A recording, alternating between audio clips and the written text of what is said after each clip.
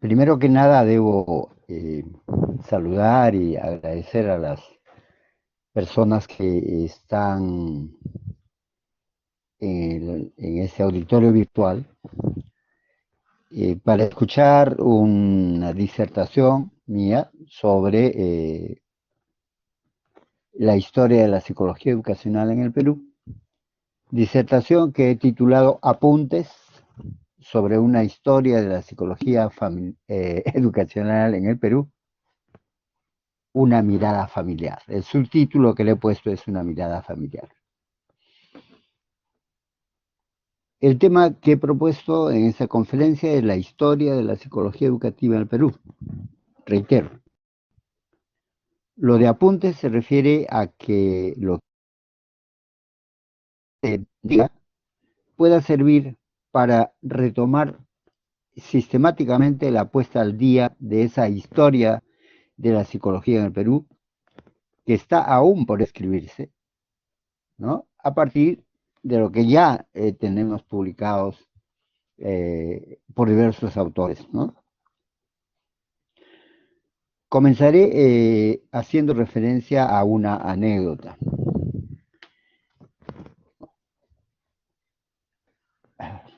Perdió aquí. Ya, están presentando las diapositivas. Entonces, digo que haré referencia primero que nada a una anécdota. No sé en qué circunstancia se invitó a Federico León a presentar un análisis de la psicología social en el Perú. Él hizo una presentación altamente sistemática y dio una visión de la disciplina en el país y terminó haciendo un reclamo, ¿no?, a los psicólogos clínicos, eh, organizacionales, educacionales, para que hicieran lo que él había hecho, es decir, darle una sistematicidad a la psicología social organizacional. Él los mete en un mismo saco, ¿no? Social organizacional. Ese trabajo de Federico León es muy recomendable de leerse, ¿no? Y está publicado en el número 2 del volumen 31 del año 2013 en la revista de Psicología de la Pontificia Universidad Católica del Perú. Federico es una persona muy bien informada, pero se le había pasado por alto que en 1990 yo, ¿no?, y en 1991 Carmen Lasarte habíamos realizado ya el trabajo que él reclamaba para las otras disciplinas de la psicología. Esas dos aproximaciones a la psicología educacional a la que hago referencia fueron publicadas en diferentes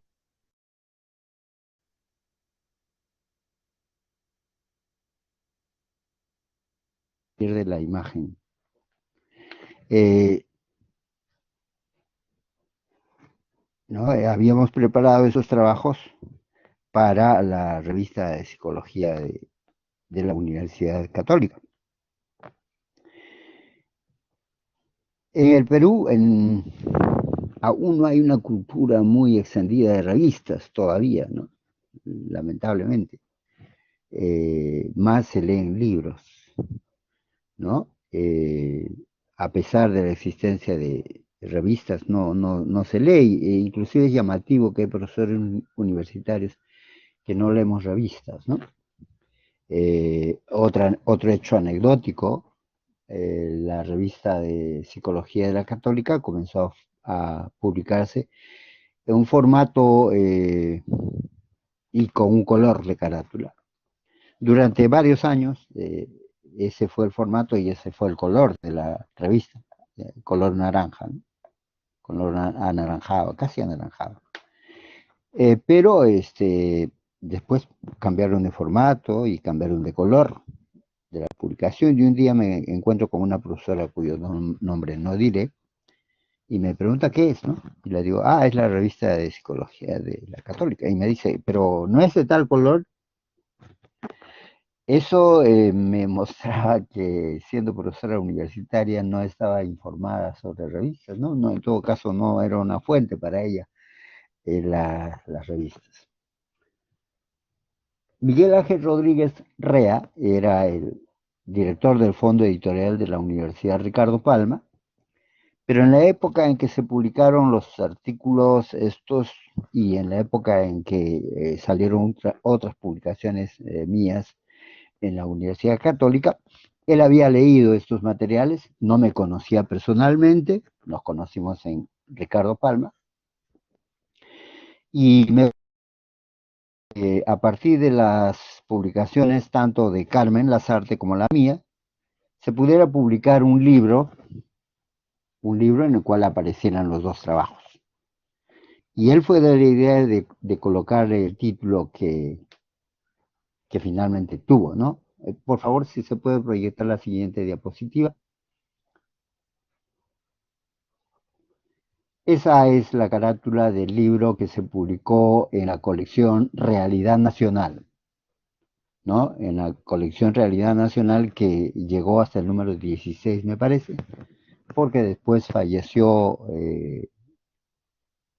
Miguel Ángel Rodríguez y no se continúa la colección. Pero en todo caso, recogía trabajos interesantes en diversas disciplinas de la psicología.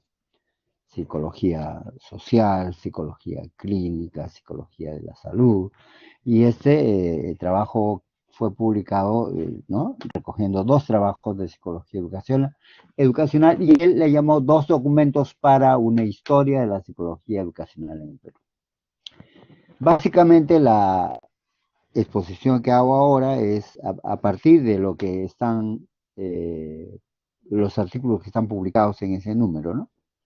La justificación es que probablemente no se ha leído o se ha leído poco y siempre es oportuno remirar las cosas, ¿no? Eh, Esos artículos recogen publicaciones de investigaciones, libros, revistas, hasta finales de los 90. Por eso dice, ¿no? Dos documentos para una historia, es una historia, ¿no? Eh, y varios han reclamado que esa historia de la psicología se ponga al día, porque desde el año finales de los 90 hasta hoy, cuántas publicaciones se han hecho en el campo, ¿no? Pero yo suelo decir, bueno, que lo haga otro, ¿no? A mí me costó bastante, a Carmen Lazarte le costó bastante, y en esa época uno podría manejarse con la cantidad de información que había, pero hoy en día la, la explosión de producción en psicología y en cualquier disciplina es muy grande. Hay numerosas revistas, no solamente publicadas en papel, sino también electrónicas, ¿no? Entonces hay tanto material y una persona no podría hacerse cargo de poner al día esa psicología. Sin embargo, es necesario ponerla al día. Entonces, estoy esperando que haya un auspicio de alguna facultad de psicología que se comprometa a hacer ese trabajo o un equipo, ¿no? Eh, Son trabajos antiguos, pero bueno, no es que el autor se ha dormido en sus laureles, ¿no? Como dicen a veces. Inclusive en la presentación dijeron que tenía el Premio Nacional de Psicología del año 94, ¿no? Ya, antiguo. Pero no es que me haya echado a dormir en los laureles, sino que he empezado a publicar en otros campos de interés, por ejemplo, la creatividad, ¿no? Publiqué un libro que se llama La creatividad en dos textos, Miguel Gutiérrez como pretexto, que es un libro que pretende eh, ofrecer ideas acerca de la serendipia en literatura, ¿no? Caracterizaciones de la creatividad literaria, etc. He publicado en Psicología del Aprendizaje, ¿no? Varios libros, como 5 o 6, y en Historia de la Psicología, materiales sobre la psicología en América Latina, a partir de lo que se ofrece en la revista latinoamericana de psicología. El año 96 dio origen a un método de investigación metapsicológico, un método de investigación que pretende investigar la psicología, y le bauticé como método bibliointegrativo, ¿no? En la presentación también se ha dicho que soy miembro del comité editorial de la revista Propósitos y Representaciones. Esa es una revista que originalmente salió como una revista de educación y psicología, o psicología y educación, no me acuerdo el orden, pero en todo caso trataba sobre psicología y educación. Cuando se hizo, ya yo había abandonado USIL, ¿no? Porque fui profesor por una época. Cuando abandoné, me informaron que la revista no había sido aceptada para su indización o indexación, como también se dice, porque Concitec había objetado el hecho que una revista se dedicara a dos disciplinas. O podía ser de educación o podía ser de psicología, pero no de ambas. Entonces eso llevó que a partir del segundo año la revista fuera, ¿no?, una revista de psicología educacional. Se llama Propósitos y Representaciones, revista de de psicología educacional. Cuando ya se había publicado desde el año 13 hasta el 19, consideré que sería necesario hacer un estudio bibliointegrativo de la revista. Y es así que con un grupo de colegas y también de exalumnos, ¿no? Nos pusimos a trabajar en una guía hemerográfica de la revista, un catálogo, los resúmenes, los índices, y está pendiente trabajar la investigación per se, ¿no? Es decir, una investigación que nos permita ver la configuración de los artículos de psicología educativa que hay en esa revista. De alguna manera, entonces, trabajar en esa revista va a ayudar a seguir escribiendo la historia de la psicología educacional en el Perú, ¿no? Como saben ustedes, las publicaciones no son prioridad para algunas instituciones. Entonces, cuando hemos enviado el trabajo el año 2021, ¿no?, a USIL, enviamos el material y hasta ahora no ha sido publicado, ¿no? Hasta ahora no ha sido publicado, lo cual nos hizo perder la motivación y no realizamos el estudio bibliointeractivo. Solamente trabajamos en el catálogo, los resúmenes, los índices temático, analítico y onomástico. Frente a esa frustración me puse a trabajar en otro estudio bibliointegrativo, pero esta vez un estudio bibliointegrativo de la revista de psicología de la Universidad Católica desde el año 1983 a 2022, incluye este año. Son 40 años de la revista. Ahí sí hay un entusiasmo y un compromiso de los editores por publicar el trabajo este año. Dado que este año se cumplen los 40 años de la revista, yo quería cortar la investigación el año 21, la directora me dijo, no, trabaja hasta el 22 para que sean los 40 años y te doy la garantía de que el artículo debe ser va a ser un volumen que contenga tanto el catálogo como los estudios, el estudio bibliointegrativo, y entonces llegué la.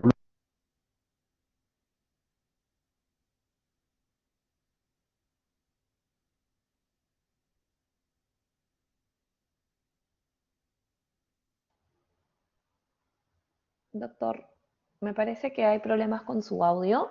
¿Ustedes logran escuchar, chicos, o es mi audio? Por favor, me confirman. A ver, ¿ahora se me escucha? Ahora sí, yo lo logro Ahora sí, escuchar. yo lo logro escuchar. Ya, yo creo que se desconecta esto si no estoy tocando la pantalla. Voy a permanentemente tocar la pantalla, ¿ya?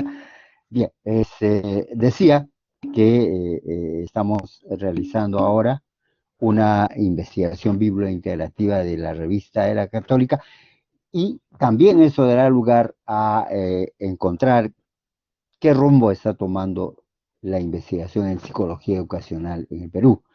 Esa revista es una revista de psicología general que recoge artículos de psicología social, clínica, etcétera, ¿no?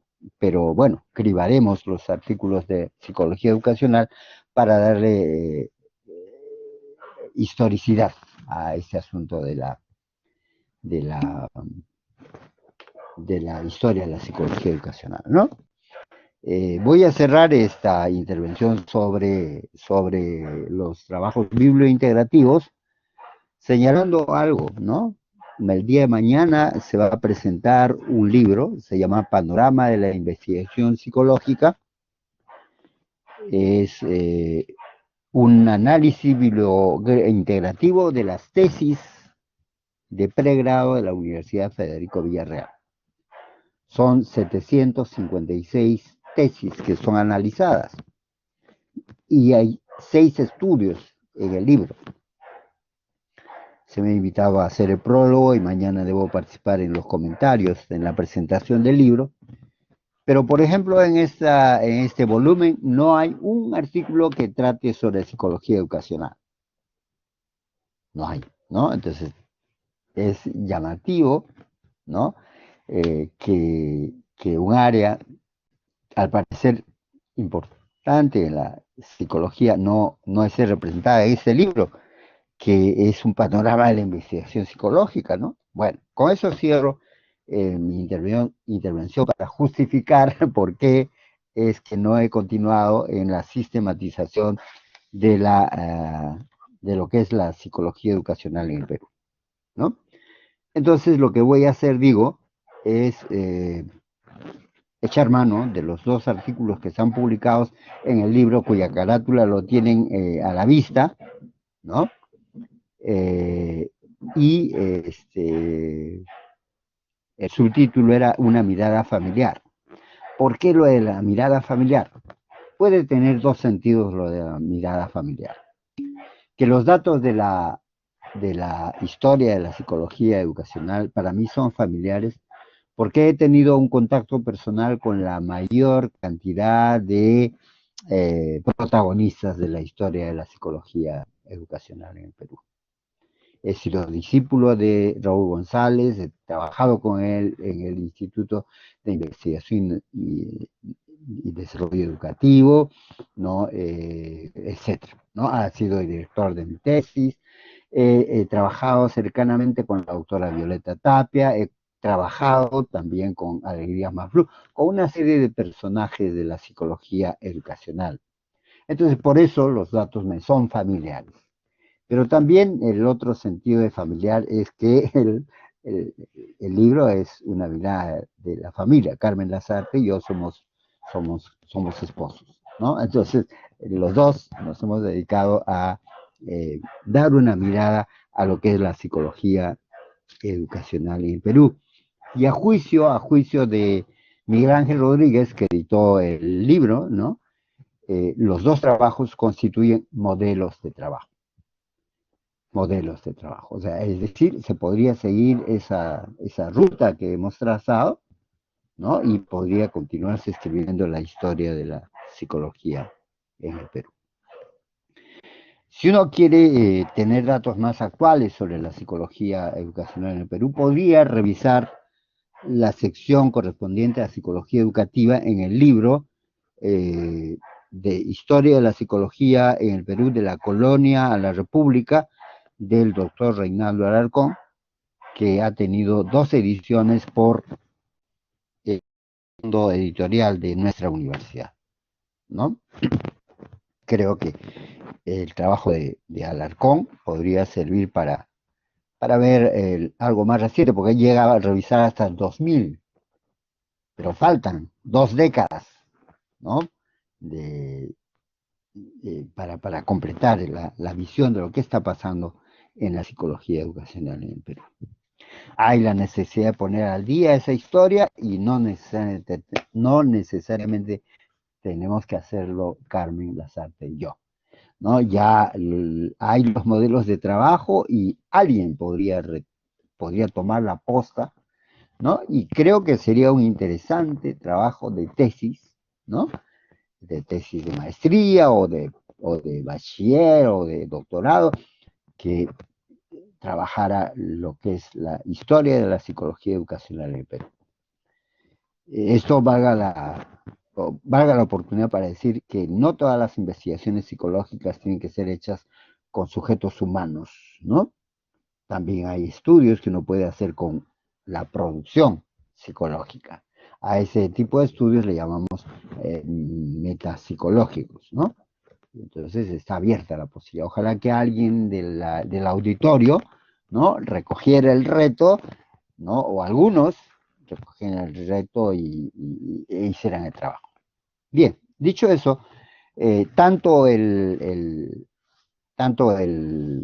trabajo de historia de la psicología que elaboré el año 90, de alguna manera también el estudio de Carmen Lazarte, sigue un modelo de psicología educativa. El modelo de psicología educativa, no sé si podemos proyectar la siguiente transparencia o diapositiva, perdón. Ah, bueno, ahí se hace alusión a los textos. Pasemos otra diapositiva, la siguiente. Esa, muy bien, gracias. Ese modelo de psicología o de psicología educativa, sí, considera que lo que hace la psicología educativa es trabajar los procesos de enseñanza, de formación ocupacional, profesional, ¿no?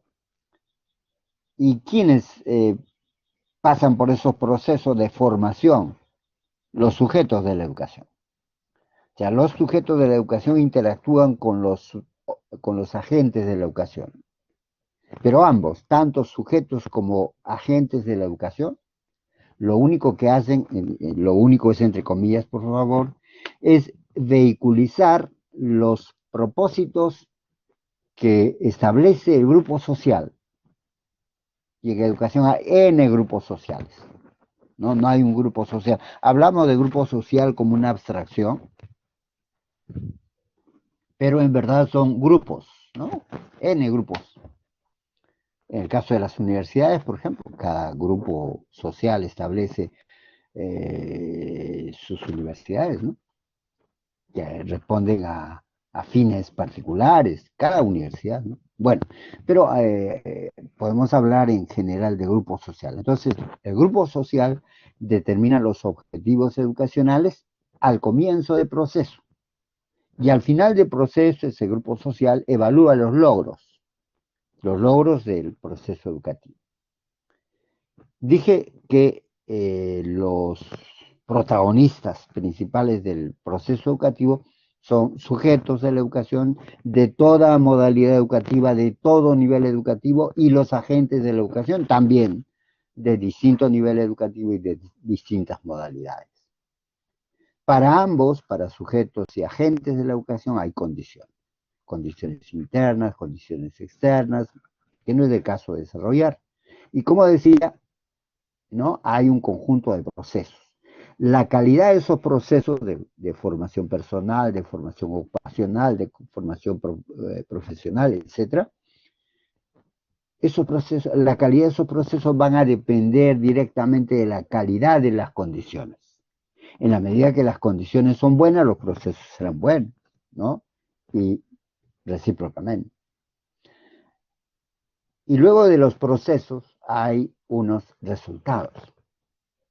Los resultados del proceso educativo son siempre conocimientos declarativos, conocimientos icónicos, conocimientos sociales o valorativos, conocimientos metacognitivos, etcétera, ¿no? O sea, ese es el modelo general de la educación o del proceso educativo, y ese modelo organiza las temáticas que tiene que ver la psicología de la educación.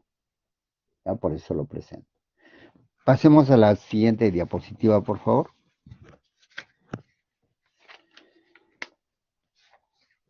¿Cómo se entiende la psicología educacional? Como una disciplina de la psicología. Al interior de la psicología hay variadas disciplinas, la psicología social, la psicología forense, la psicología deportiva, la psicología organizacional, y una de las disciplinas, ¿no?, es la psicología educacional. Algunos le llaman educativa, es lo mismo, ¿no? Y esta disciplina tiene autonomía porque tiene objetivos particulares y también tiene métodos particulares, ¿no? Responden al método general de la ciencia, pero tiene sus particularidades. Y asume lo que hemos dicho antes, que la educación es un proceso de carácter social. Siguiente diapositiva, por favor. Eh, Ahora, de lo que se trata es algunos apuntes breves sobre la psicología educacional de Perú y lo hacemos pues a través de los dos documentos que mencioné. Los pioneros de la psicología educacional fueron médicos y educadores, porque no existían los psicólogos. Ustedes saben que la psicología recién emerge en 1879, ¿no? Casi a finales de los 800, ¿no? Y Perú y los países latinoamericanos, como eran colonia o habían sido hacía poco nomás habían sido colonia de la corona española, y España representaba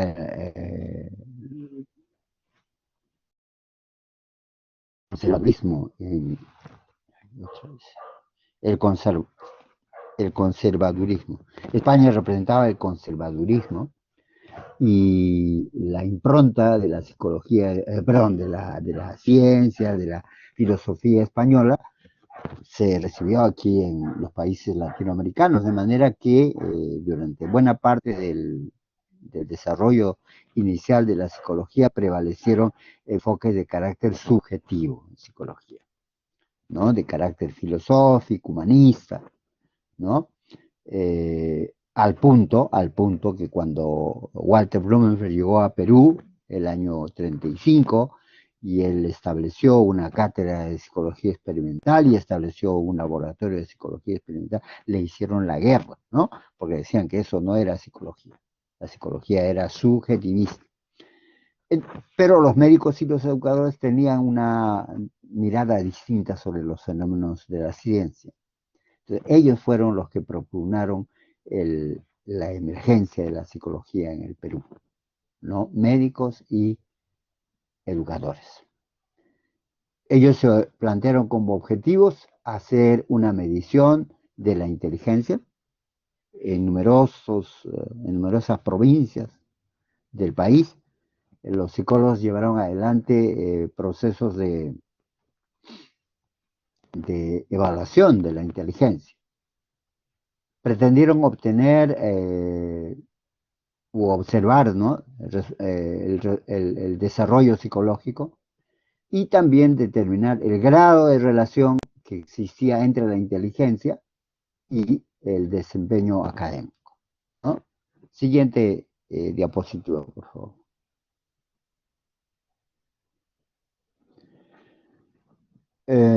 La primera etapa de la psicología, entonces, de la psicología educacional, estaba marcada por el trabajo de educadores y psicólogos.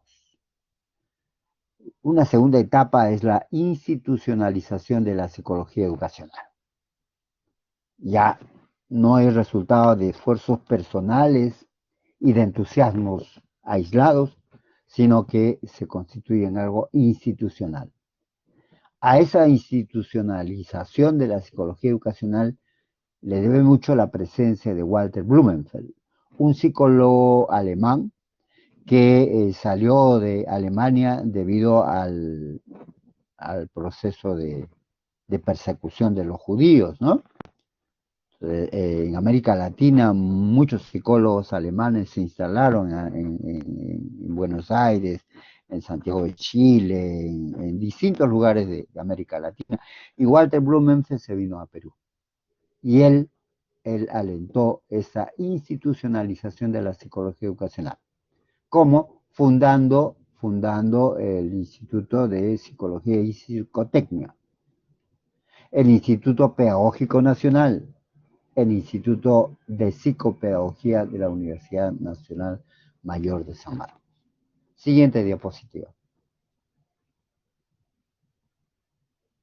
Gracias. En esa etapa de institucionalización jugaron un papel importante discípulos de Walter Blumen. Entre esos discípulos podríamos citar a Violeta Tapia.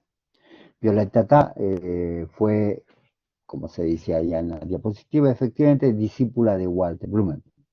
Es decir, recibió una formación en la orientación científica, ¿no?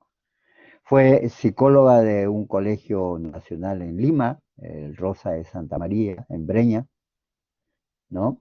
En esa época las unidades escolares eran centros educativos de avanzada, ¿no?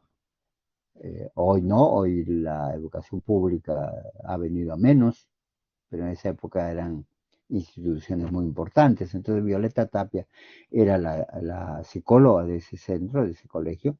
Fue directora de investigaciones en el Instituto Nacional de Investigación y Desarrollo Educativo, ¿no?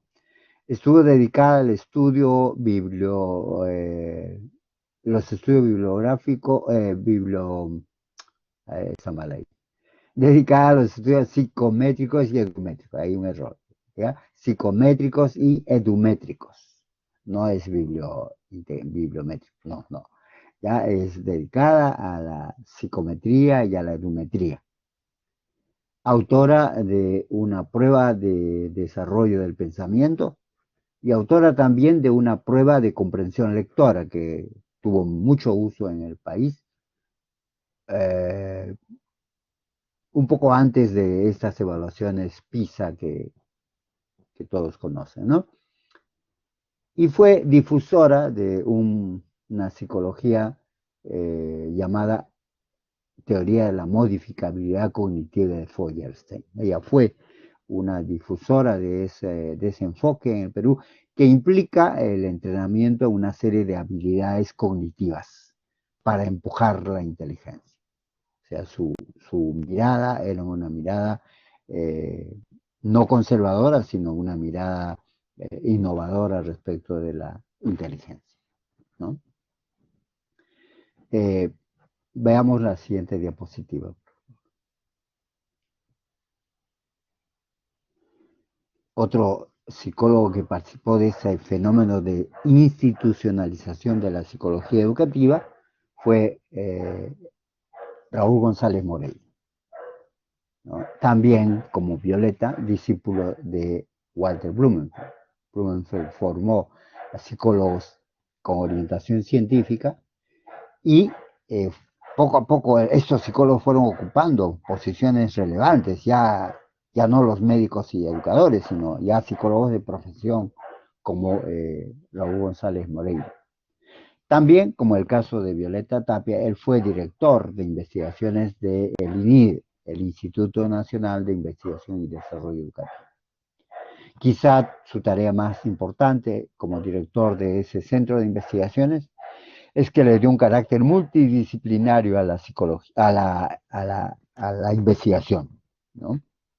De manera que el INIDE era un lugar en el que confluían lingüistas, sociólogos, antropólogos, historiadores, psicólogos, economistas, etcétera, ¿no?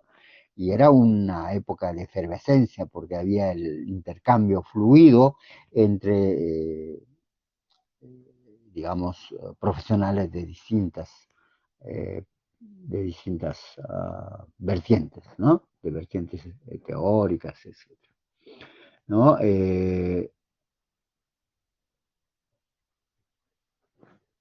Alberto Escobar, un sociolingüista, había había establecido, uy, se perdió la comunicación. ¿Me escuchan?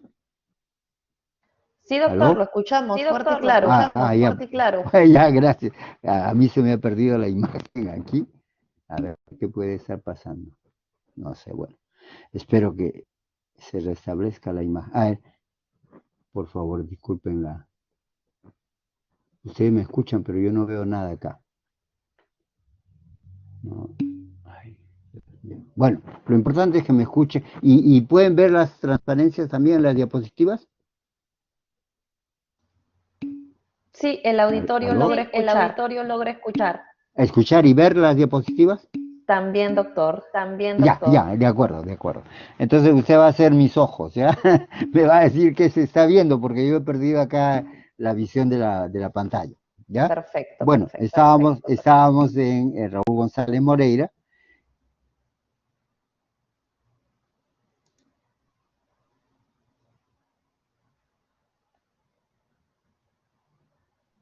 Aló, doctor, ¿me escucha? Ahora estamos presentando Alegría.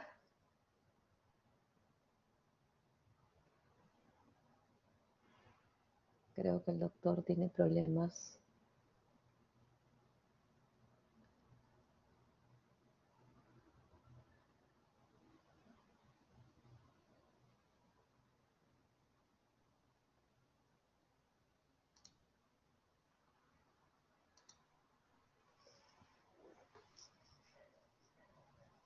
Parece que yo me estoy recontactando, a ver. A ver, a ver. Hay un eco ahí, doctor. Ah, ya, probablemente he abierto nuevamente la página. A ver,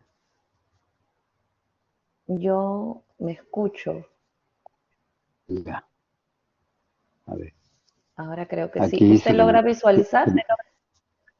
sí, ahora sí. Sí, está en la diapositiva de Alegría Blue. Hay que retroceder a González. Ahí, ya. Decía que ahí ahora lo escucho en decía que Raúl González, ¿no? Coincidió con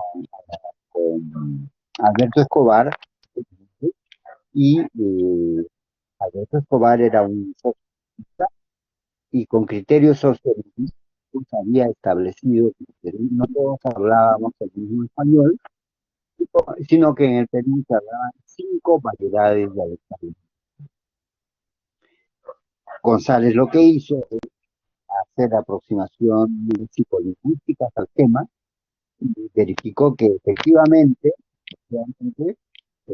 existían esas 5 variedades dialectales, considerando criterios tecnológicos, semánticos, sintácticos, ¿no? Y a veces pragmáticos, ¿no? Entonces, el valor de González ha dado realidad psicolingüística a las variedades del español en Perú.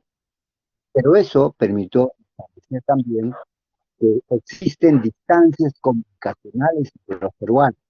Es decir, cuando interactúan dos hablantes de diferentes variedades dialectales, puede hacer que no se comprendan, no entiendan cabalmente, porque están hablando en distintas variedades del español, desde el punto de vista fonético-fonológico, sintáctico.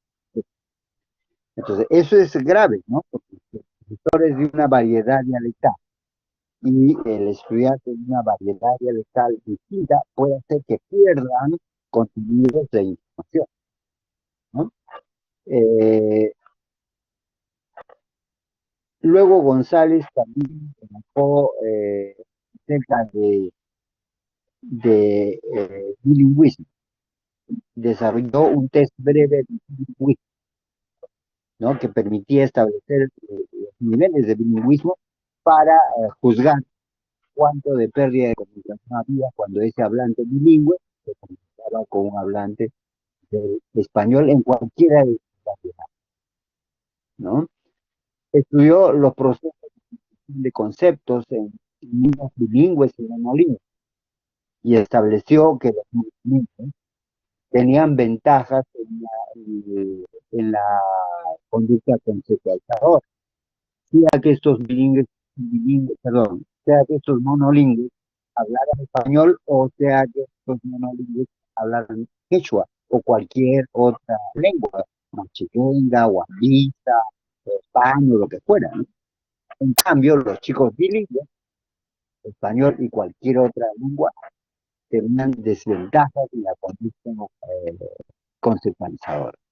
¿Sí? Estudió también los procesos de cultura de la paz, ¿no? González publicó el segundo libro de psicología del Perú sobre aprendizaje. El primer libro lo publicó Walter Blumenfeld y años después Raúl González publica el segundo libro de psicología del aprendizaje en Perú. En la misma época que en América Latina, en Colombia particularmente, Rubén Ardila publicaba un libro de psicología del aprendizaje en una editorial tan importante como el Fondo de Cultura Económica. Y Raúl González publicaba en una editorial modesta en Perú, eh, editorial Universo, ¿no? Ya, pasemos a la siguiente. Ya, muy bien. Otro personaje importante en esta institucionalización de la psicología estacional es Alegría Masó. He buscado la iconografía de Alegría y no he conseguido. No he conseguido una sola fotografía de Alegría. ¿No? Entonces lo que he hecho es publicar el título, la carátula de uno de sus libros, ¿no?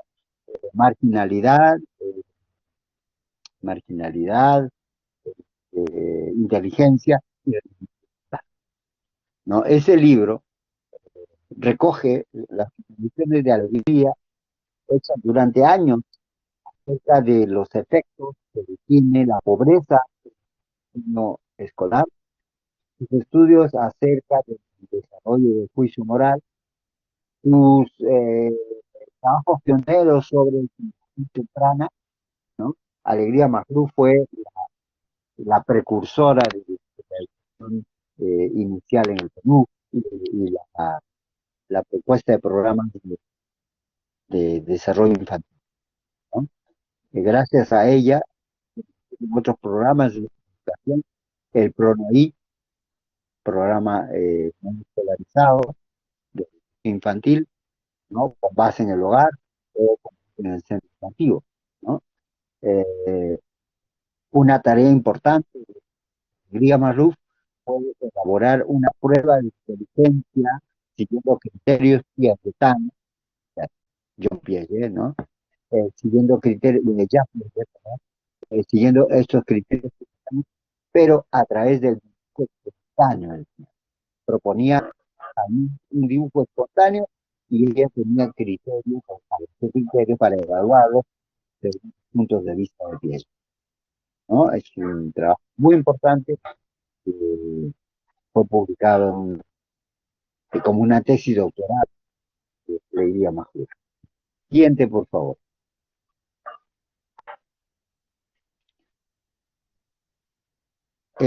Dado que Alegría fue la precursora de estos movimientos de la educación infantil, los programas de simulación temprana, no se conocían sus efectos. Y un programa no sirve si es que no se juzgan los efectos que tiene. Entonces fueron Marta Llanos y Aliaga quienes desarrollaron procedimientos para juzgar los efectos de la simulación temprana. Particularmente José Aliaga estableció el concepto de contingencia de difusión para referirse a los logros que se conseguían con niños que no participaban de los programas de simulación y de padres de familia que no participaban de los programas de escuela. Encontró que niños y padres no participaban de los programas, se beneficiaban de los niños y de los padres que sí seguían los programas de simulación temprana. ¿Cómo se explica? Pues probablemente los padres que tienen entrenamiento en sus conversaciones cotidianas, en sus interacciones con otros padres de familia, les transmitían sin querer queriendo, sin la decisión, los modos de estimular a los niños. Y los niños a su vez los niños que no reciben estimulación temprana en su contacto con niños que sí recibían programas de estimulación temprana, se beneficiaban de ese contacto, ¿no? Facialidad establecida. Siguiente diapositiva.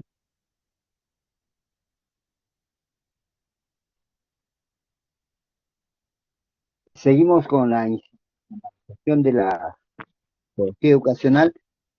Mide, Luis Palomino y Norma Reatey desarrollaron programas de evaluación de niños para establecer sus perfiles cognitivos y afectivos. Evaluaron a niños de distintos países para poder proveer de sus perfiles a los profesores y que la educación siguiera los criterios de esa mm, de esos perfiles, ¿no? Que los profesores recogieran información sobre los perfiles y adecuaran sus programas de enseñanza a los perfiles cognitivos de esa región. Siguiente diapositiva.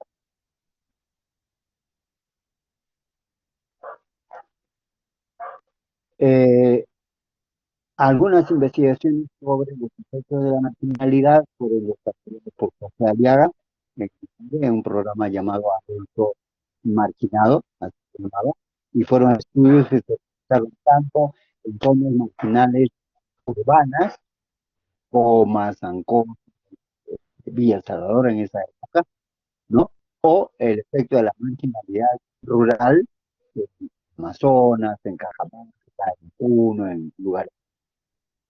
Ahí vemos el nombre de un en la Universidad de Carlos Palma, Hugo Sánchez Carletti, ¿no? Que también participó en el INIDE en este programa de evaluaciones, tanto de alumnos como de maestros, que son importantes, no solamente el interés está volcado sobre los alumnos, sino también los perfiles de los educadores, ¿no? Carlos Reyes, que no es Romero, de Carlos Mesa, Carlos Reyes Mesa, como mío, ¿no? Trabajar con Hugo Sánchez, tratando de desarrollar estas investigaciones sobre el niño y el maestro en Perú. María Cántara a los aspectos del desarrollo cognitivo vinculados a la enseñanza de matemáticas, ¿no? Siguiente diapositiva.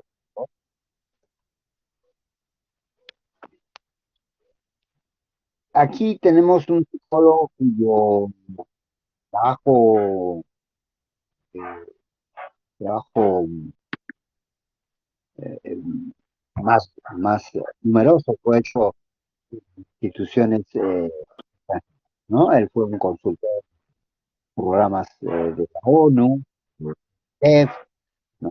Etcétera. Pero en el Perú también se interesó por temas eh, relacionados a la cuestión de la pobreza, sobre el desarrollo, sobre educación y sus efectos sobre el desarrollo cognitivo, sobre los efectos que tendría este programa de desayunos escolares. ¿Realmente tenían efecto o era un programa que no servía, ¿no? Que no servía educacionales? Eh,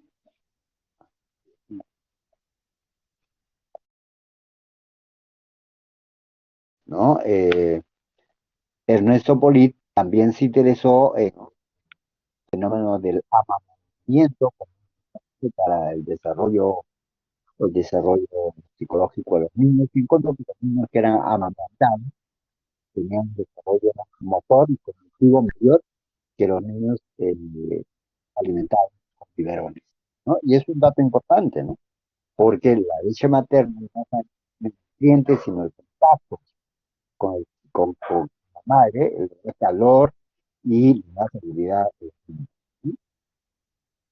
La esposa de Ernesto Poli trabajó sobre altura en el desarrollo de los niños, la esposa de esto es Carmen Paco Poli, ¿no?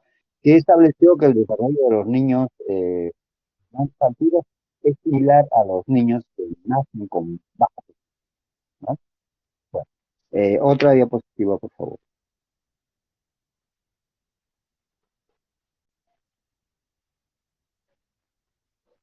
Ya. Eh, Antes de eso, también hay investigación básica cuyas predicciones se pueden ver en el trabajo educativo. Este trabajo de Raúl González, de Raúl, que también podrían mencionarse a otros investigadores, ¿no? Ahora una rápida el tiempo al análisis diagnóstico y perspectivas de investigación educacional en el Perú, hecha por Camila, ¿no? Ella encuentra que las investigaciones realizadas en el Perú en psicología educacional podrían tener varias fuentes. Por ejemplo, lo que se habría identificado como tesis, tantos programas de educación como programas de psicología. También las institutos de investigación de Lima, en institutos de investigación, en el propio Ministerio de Educación, en el MIDE y Congreso, ¿no?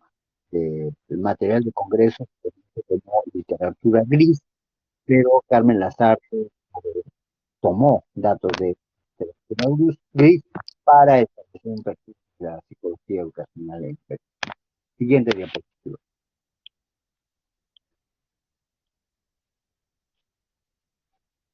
Carmen Lazarte encuentra que hay dos periodos en el desarrollo de la investigación psicoeducacional en Perú. Una etapa preparatoria que cubre 50 años.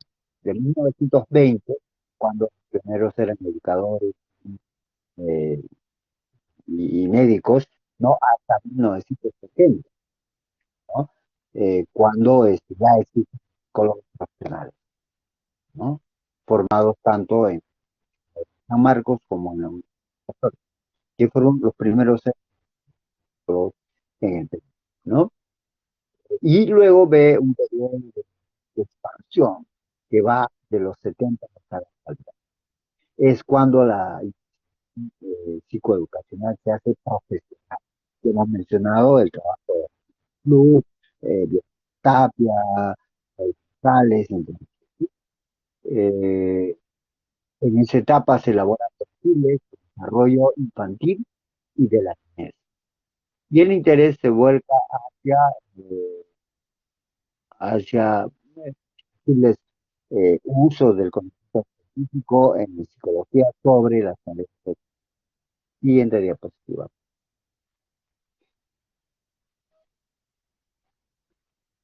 Carmen Lazarte establece algunas reflexiones sobre investigación psicoeducacional en el Perú. Por ejemplo, reflexiones acerca de la relevancia científica en las investigaciones psicoeducacionales, considerando la factibilidad de esas investigaciones, la relevancia científica, la relevancia social, etc., ¿no? Acerca de la relevancia educacional en la investigación del área psicoeducacional. Sea, hasta qué punto, ¿no? la relevancia, hay una relevancia excepcional de la investigación educacional. Parecerá tonto decir, pero encontró que los hallazgos de los psicólogos educativos no alimentaban los cambios educativos, porque los psicólogos conocían investigación y la enviaban por ejemplo, al Ministerio de Educación, y ahí lo archivaban y no. Y acerca de la relevancia de la investigación psicoeducacional per se. ¿Es relevante o no? ¿Contribuye o no a hacer eh, cambios en la práctica educacional, ¿no? Siguiente diapositiva.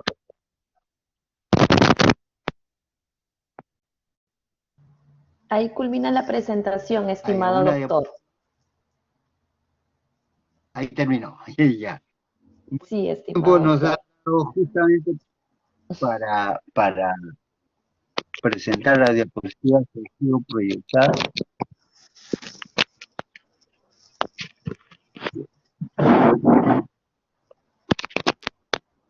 ¿Me logra escuchar?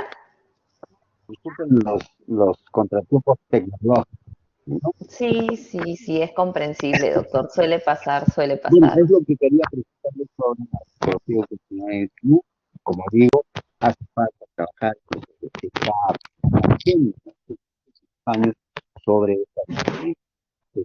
crea que lo podrá responder alguien, ¿no? Y sugería que podría ser materia de una tesis, ¿no? De pregrado, ¿no? Claro que sí, doctor. No sé si Muchísimas alguien gracias. quiere hacer alguna pregunta o comentario sobre Exacto. lo que... ¿no? Ajá, muchísimas gracias. Siempre es un gusto escucharlo, estimado doctor Aníbal. ¿Alguna pregunta, sugerencia, comentario a la presentación? Por A ver, favor. A ver, ya, la escucho, la escucho. estamos leyendo el chat. ¿Hay alguna pregunta, comentario?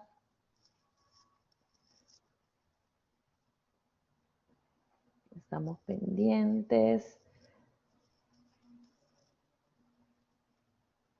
Ok, todo claro. Muchas gracias. Excelente ponencia. Escriben por acá.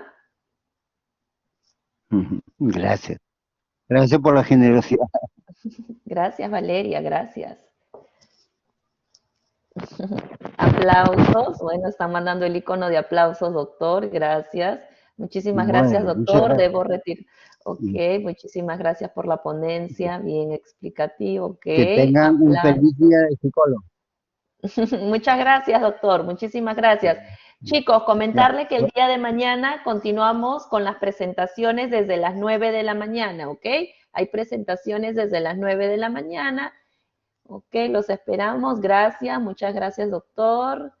ya, Gracias por ya, la Bless. ponencia. Buenas Ok, noches. muchísimas gracias, doctor. Muy buenas noches. Ya, gracias. Puedes Hasta luego. desconectar, ¿no? Sí, ya puede desconectarse, Ya, doctor. No hay ningún bueno, problema. buenas noches. Buenas noches, doctor.